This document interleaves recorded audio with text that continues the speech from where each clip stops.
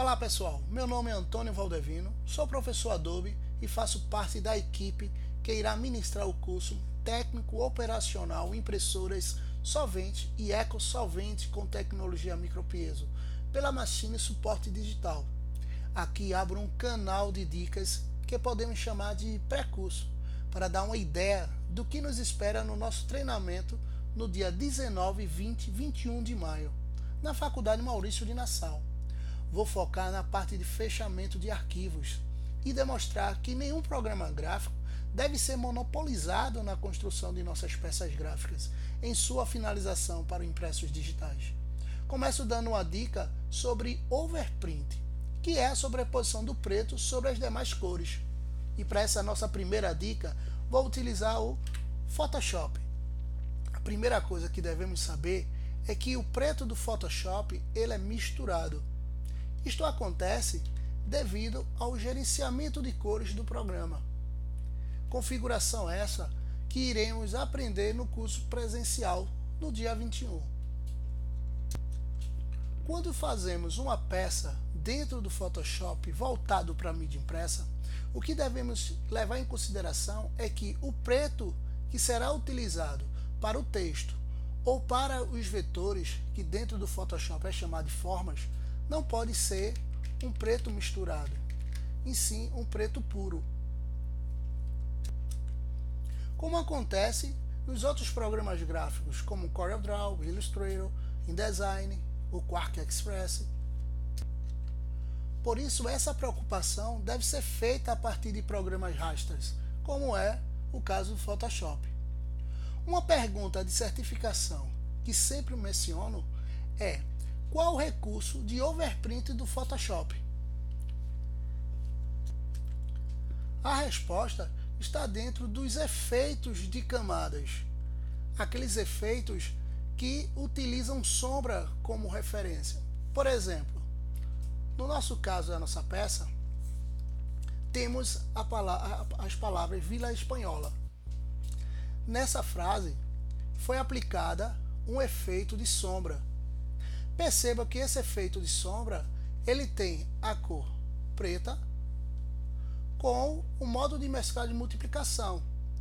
O que ocorre também, se vocês perceberem no Photoshop de vocês, em efeitos como o Chamfer Intale, que utiliza a sombra como referência, também o modo de mesclagem multiplicação, o sombra interna, todos aqueles efeitos que utilizar o preto como referência, ele vai usar o modo de mesclagem multiplicação.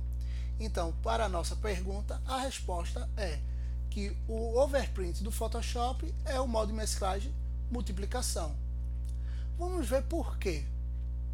O que acontece quando é utilizado o multiplicação?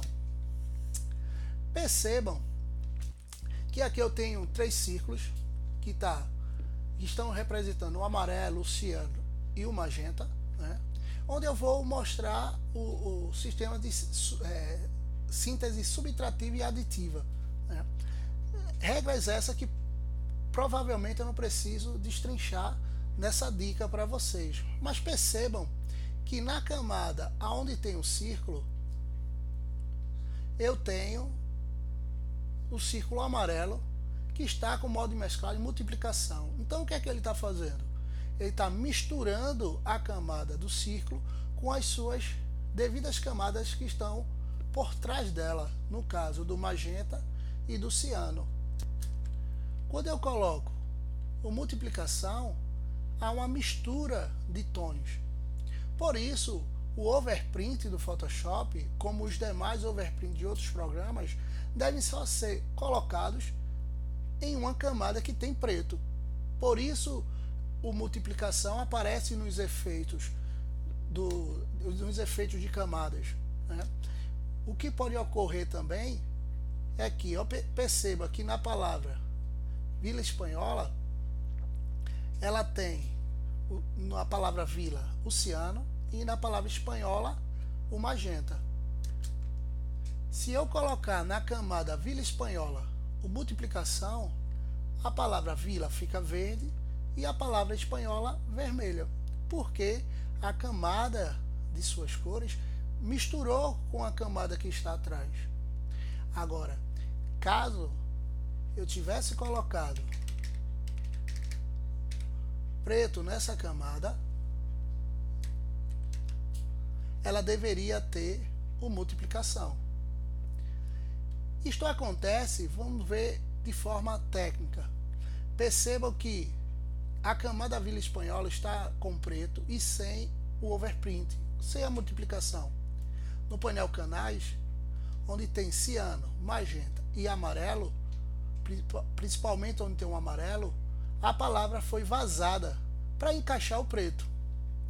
Isto para um impressor é horrível, e até mesmo para uma impressão digital. O que devemos fazer é colocar na camada Vila Espanhola o multiplicação. Além do preto ficar mais intenso, não vai haver vazamento para encaixar o preto. Então, para quem trabalha, isso até é uma dica também para quem trabalha com offset ou com outros sistemas de impressão, vai fazer com que o preto, o amarelo não vaze e o preto sobreponha. E para impressão digital, esse preto ele vai ficar mais intenso. É o que está acontecendo com a nossa peça gráfica. Vamos simular a situação na peça gráfica, fazendo com que na palavra Vila Espanhola, aonde tem a sombra, vamos ver o que aconteceria se dentro da sombra, eu vou deixar ela um pouco mais intensa e vamos deixar normal.